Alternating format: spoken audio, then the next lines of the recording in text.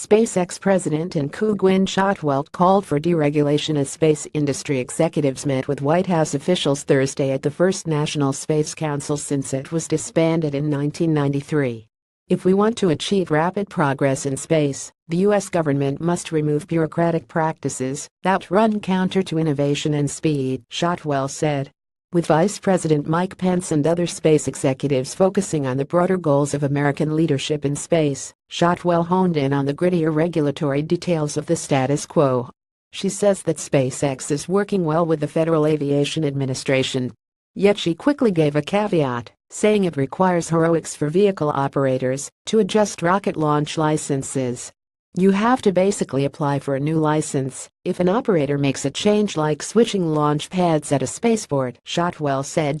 Among those in the audience was George Neild, leader of the FAA's Commercial Space Transportation Office, who told CNBC on September 13 that he is working to resolve the enduring conflict between aircraft and spacecraft. He said the FAA is targeting this integration, but the reality will be an evolution.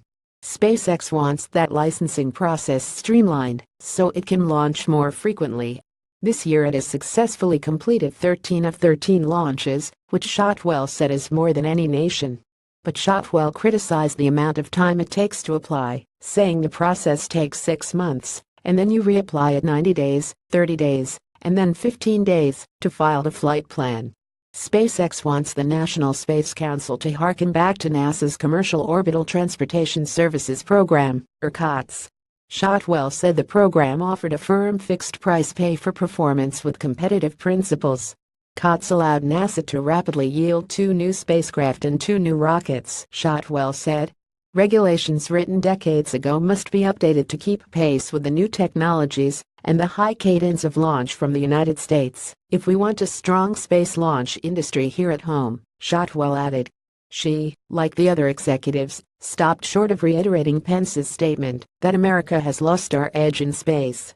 Instead, Shotwell remained focused on the present.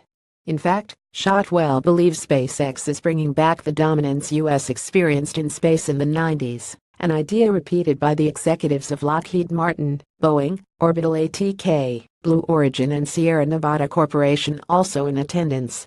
America is out-innovating the rest of the world in space launch, Shotwell said. She repeated SpaceX's plan to carry American astronauts to space next year.